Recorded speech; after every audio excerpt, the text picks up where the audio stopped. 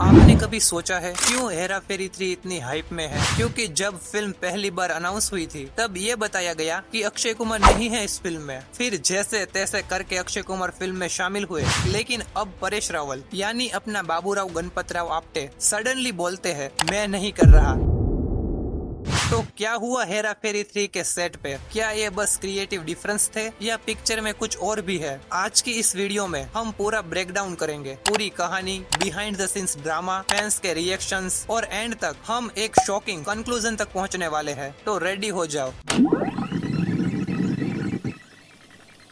तो थोड़ा फ्लैशबैक लेते हैं, यानी कि हम हमारे बचपन में जाते हैं। हेरा फेरी फिल्म जो साल 2000 में रिलीज हुई थी और फिर हेरा फेरी फिल्म जो साल 2006 में रिलीज हुई थी। इन दोनों फिल्मों ने कल्ट स्टेटस पा लिया। अक्षय कुमार, सुनील शेट्टी और परेश रावल की ट्रियो एक परफेक्ट कॉमेडी टीम थी और ऑनेस्टली बाबू राव का कैरेक्टर तो फिल्म का जान बन गया। लेकिन जब हेरा फेरी 3 अनाउंस हुई, थिंग्स गॉट मेसी। एक फिलोसॉफिकल सवाल, जब एक फॉर्मूला काम करता है तो उसे क्यों बदलना चाहिए? और शुरू हुआ कंफ्यूजन और कंफ्यूजन से आई कंट्रोवर्सी। पहले तो डायरेक्टर की अदला बदली को डिटेल में समझते हैं। फिल्म के पहले पार्ट और सीक्वल के डायरेक्टर थे प्रियदर्शन और नीरज वोरा, लेकिन हेरा फेरी 3 के लिए नए डायरेक्टर आए पिक्चर में। प्रोड्यूसर फिरोज नाडियादवाला ने नए लोगों को ऑनबोर्ड किया और रिपोर्टेडली फिल्म की स्टोरी और स्क्रिप्ट में भी नए एक्सपेरिमेंट होने लगे। और आपको पता ना हो तो बता दूं, न्यू डायरेक्टर जिसे हेरा फेरी 3 के लिए अप्रोच किया गया था वो और कोई नहीं बल्कि इंडियन सिनेमा के टॉप डायरेक्टर फहद सामजी थे, जो इंडियन सिनेमा को बच्चन पांडे और किसी का भाई किसी की जान जैसी ब्लॉकबस्टर फिल्में देकर एक्टर्स का करियर खतरे में डाल चुके हैं। इस अनाउंसमेंट के बाद काफी कंट्रोवर्सी हुई। फिर ऑडियंस के रिस्पांस को मद्देनजर रखते हुए फाइनली प्रियदर्शन को एज अ डायरेक्टर फिल्म में शामिल किया गया। उसके बाद हेरा फेरी 3 की गाड़ी ट्रैक पर सीधे चलने लगी। लेकिन इसी बीच ऐसा तो क्या हुआ कि परेश रावल ने फिल्म को टाटा बाय बाय कह दिया बीच में ही। इंडस्ट्री इनसाइडर्स के मुताबिक परेश रावल को फिल्म की स्क्रिप्ट पसंद नहीं आई। उनका कहना था कि बाबू राव का कैरेक्टर फिल्म में जबरदस्ती बिठाया गया हो ऐसा लगता है और फिल्म की राइटिंग भी वीक थी। उन्होंने पहले ही बोल दिया था अगर स्क्रिप्ट अच्छी नहीं होगी तो मैं नहीं कर पाऊंगा। और इस तरह से परेश रावल हेरा फेरी 3 फिल्म से पीछे हट गए। ये पहली बार नहीं हुआ है कि कोई एक्टर हेरा फेरी 3 फिल्म को छोड़ गया। इससे पहले खुद अक्षय कुमार इस फिल्म का पार्ट नहीं थे, क्योंकि उन्हें फिल्म की स्क्रिप्ट और स्क्रीन प्ले पसंद नहीं आया था। फिर उसके बाद तो ये भी तय हो गया था कि फिल्म में जॉन अब्राहम या कार्तिक आर्यन कास्ट होने वाले हैं। फिर ऐसी तो क्या खिचड़ी पकी, अक्षय कुमार फिर से हेरा फेरी 3 फिल्म में ज्वाइन हो गए और साथ में फिल्म के प्रोड्यूसर भी बन गए। मतलब कि वो स्क्रिप्ट और स्क्रीन प्ले सब कुछ अक्षय कुमार को पसंद आ गया और उन्होंने फिल्म साइन कर ली। मतलब कि फिल्म के बाहर भी हेरा फेरी ही चल रही थी। लेकिन परेश रावल ने इस फिल्म को पेमेंट एंड कॉन्ट्रैक्ट इशू की वजह से भी छोड़ा। वैसे आपको पता ना हो तो बता दूं, हेरा फेरी 3 के लिए परेश रावल ने 15 करोड़ रुपए चार्ज किए थे, जिसमें से उन्हें 11 लाख रुपए पहले ही मिल चुके थे। लेकिन बाकी की फीस उन्हें फिल्म के रिलीज होने के 1 महीने बाद मिलने वाली थी। फिल्म की रिलीज डेट तो अनाउंस नहीं हुई है, लेकिन रिपोर्ट में ये बताया जा रहा है कि फिल्म को 2026 की एंडिंग तक रिलीज करने की प्लानिंग है। तो यहाँ बात साफ थी कि परेश रावल को उनकी बाकी की फीस 2027 के स्टार्टिंग में मिलने वाली थी। इस लॉन्ग गैप कॉन्ट्रैक्ट की वजह से उन्होंने ये फिल्म को ना करने का फैसला किया। मतलब कि आज आप काम कर रहे हो और उसके पैसे आपको 1.5 साल बाद मिले, वो बात परेश रावल को जमी नहीं। वैसे भी फिल्म के थर्ड पार्ट और सेकेंड पार्ट में लगभग 20 साल का गैप है। इन बीच हम एक नया बॉलीवुड फेज देख रहे हैं। OTT platform, new age scripts, experimental cinema. मतलब कि इन 20 सालों में बॉलीवुड काफी बदल चुका था।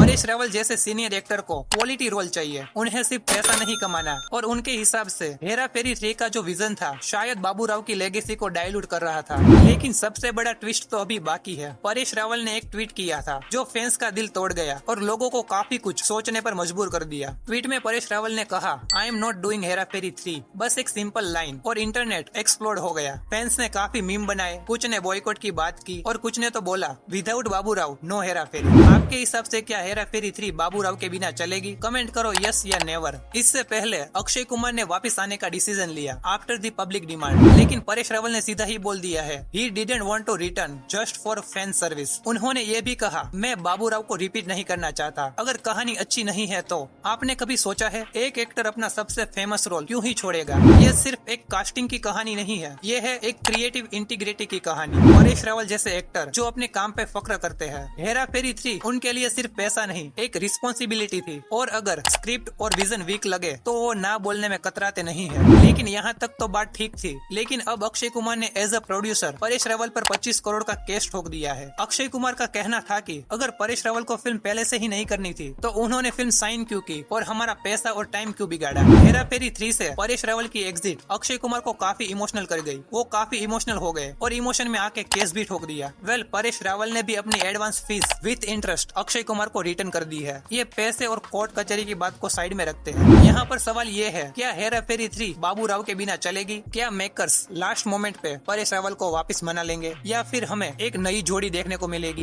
एक फिल्म जो शुरू हुई थी कॉमेडी से और खत्म हो रही है एक मिस्ट्री पे। वेल, आपका इस पे क्या कहना है? कमेंट करके जरूर बताना एंड वीडियो को लाइक एंड चैनल को सब्सक्राइब करना मत भूलना। मिलते हैं अगली वीडियो में।